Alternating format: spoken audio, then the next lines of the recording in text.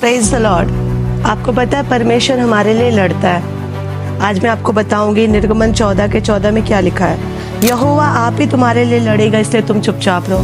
बहुत समय परमेश्वर हमारे लिए लड़ते हैं। कब हमारे लिए लड़ते हैं? जब हम चुपचाप रहते हैं। जब लाल समुद्र पार किया गया था तो उस समय फिरौन का राजा अपने 600 रथों को लेकर, वरन उसमें लिखा है कि वरन उसने मिस्र के 600 अच्छे योद्धाओं को लेकर, अच्छे रथों को लेकर इजराइलियों का पीछा किया।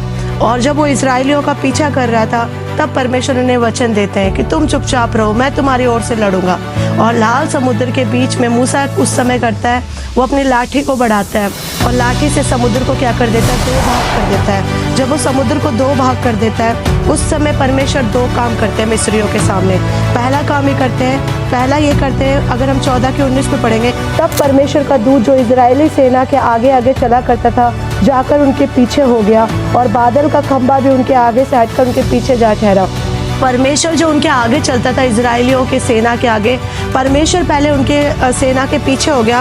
और दूसरा जो बादल का खंभा जो उनके आगे चलता था वो खंभा भी क्या हो गया? पीछे हो गया। क्यों पीछे हो गए? क्योंकि जो पीछे थे वो मिस्र की सेना क्या थी? इजराइलियों के क्या थे? पीछे थे। और उसके बाद क्या होता है कि रात भर वो हवा चलती है, प्रचंड हवा चलती है। और जब मूसा उस लाठी को लाल समुद्र में बढ़ाता है तो समुद्र जो होता है वो 2 भाग हो जाता है। और जब समुद्र 2 भाग हो जाता है तो इजरायली लोग क्या करते हैं? उस समुद्र से पार होना शुरू करते हैं। और इजरायली लोगों के साथ क्या करते हैं?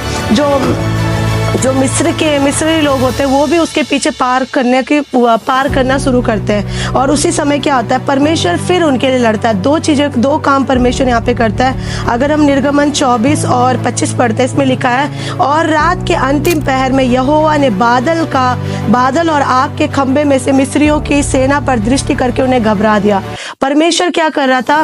परमेश्वर ने उनकी सेना पे मिस्रियों की सेना के ऊपर प्रभु दृष्टि करता है और परमेश्वर को देख के जो मिस्री सेना होती है वो डर जाती है।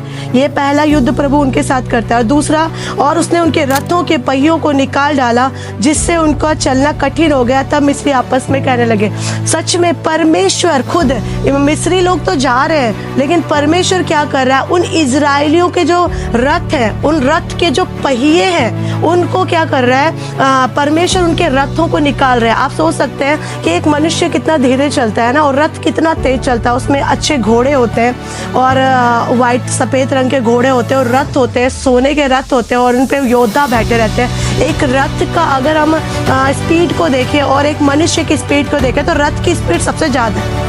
वो रथ उतनी स्पीड में ना चले, वो रथ कहीं इजराइलियों को ना पकड़ ले, तो परमेश्वर खुद उनके रथों का, उन 600 रथों का क्या करते हैं? परमेश्वर पहिया निकालते हैं। और जब हम किसी रथ का अगर हम पहिया निकालेंगे तो वो रथ क्या होगा? वो वैसा नहीं चल पाएगा, या वो गिर जाएगा, वो टूट जाएगा, है ना।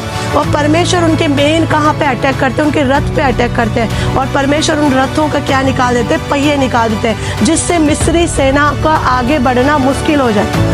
तो 2 चीज़ परमेश्वर उनके लिए करते हैं। और तीसरा, तब वो मिस्री सेना कहते हैं कि अब आओ हम यहाँ से, इसी के लिखा है 14 के अगर हम 25 में पढ़ेंगे, लास्ट में लिखा, आओ हम इजराइलियों के सामने से भागे क्योंकि यहोवा उनकी ओर से मिस्रियों के विरुद्ध कर रहा है। जब परमेश्वर ऐसे काम करता है तो मिस्री कहते हैं कि हमें अब यहाँ से निकलना चाहिए, क्योंकि अब ये इजरायली लोग तो हमसे नहीं लड़ रहे, ये तो जा रहे हैं, लेकिन इनका परमेश्वर यहोवा हमसे क्या कर रहा है? वो हमसे युद्ध कर रहा है। तो जब उनको ये पता चलता है और फिर जब वो उल्टा जाने की कोशिश करते हैं, वापस मुड़ने की कोशिश करते हैं, तो इसी के 14 के 27 में लिखा है, तब मूसा ने अपना हाथ समुद्र के ऊपर बढ़ाया। भोर होते होते क्या हुआ कि समुद्र फिर ज्यों का त्यों हो गया।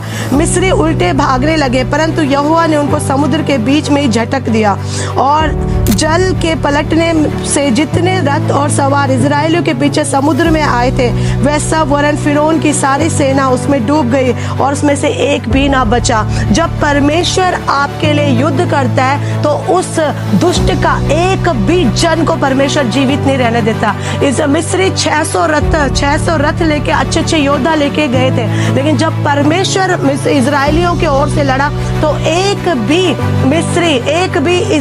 मिस्र का जन नहीं बचा, एक भी रथ नहीं बचा। बाइबल बताती है एक भी जन उस समुद्र को पार करके मिस्र देश नहीं पहुंचा। प्रियो, अगर आप चुप रहेंगे, आपको अगर कोई आज सता रहा है, कोई आपसे आपके विरोध में बोल रहा है, कोई आपसे लड़ रहा है, आप अपना युद्ध आप परमेश्वर को दें। जब परमेश्वर, आप वचन में लिखा है कि अगर परमेश्वर हमारी ओर है तो हमारा विरोधी कौन हो सकता। अगर परमेश्वर आपका युद्ध लड़ेगा तो वो दुष्ट का एक जन भी नहीं बच सकता। एक पास्टर, एक छोटी सी गवाही बताना चाहूंगी। एक पास्टर अपनी गवाही बता रहे थे कि उनके घर के सामने किसी का प्लॉट था, किसी बहुत रिच आदमी का प्लॉट था, और जब उनका बेटा कचरा फेंकने जा रहा था और अचानक से एक सड़ा हुआ टमाटर जो है वो उनके प्लॉट में गिर जाता है, तो वो आदमी जो था, वो आदमी क्या करता है कि उसके घर में आके उन पास्टर से बहुत लड़ाई करता है कि आपकी बच्चे की हिम्मत कैसे हुई कि कचरा मेरे प्लॉट में डालने का। लेकिन उसी समय वो पास्टर ने बोला हमें माफ़ कर दो, आगे से ऐसे नहीं होगा। लेकिन वो पास्टर कमरे में गए और उन्होंने प्रेयर की और उन्होंने कहा प्रभु, मैं इस आदमी को एक शब्द नहीं बोलूंगा, लेकिन मेरी ओर से आप इस युद्ध में लड़ेंगे। और जब इस वचन को कहते हैं निर्गमन 14:14 को, तो उसके बाद उसी प्लॉट को, जो इतना उस आदमी को उस प्लॉट का घमंड था, वही प्लॉट गवर्नमेंट ने वहां पे डस्टबिन लगा दिया, वो एक कूड़े की जगह बन गई। तो प्रियो, आप अपना युद्ध ना लड़ें, आप अपना युद्ध परमेश्वर को दे, परमेश्वर आपकी ओर लड़ेगा। जो परमेश्वर मिस्रियों के साथ आपके लिए लड़ सकता है, वो परमेश्वर आज भी जीवित है, वो आपके लिए लड़ेगा। प्रभु इस वचन से आप सबको आशीष दे। सबको जय मसीह की।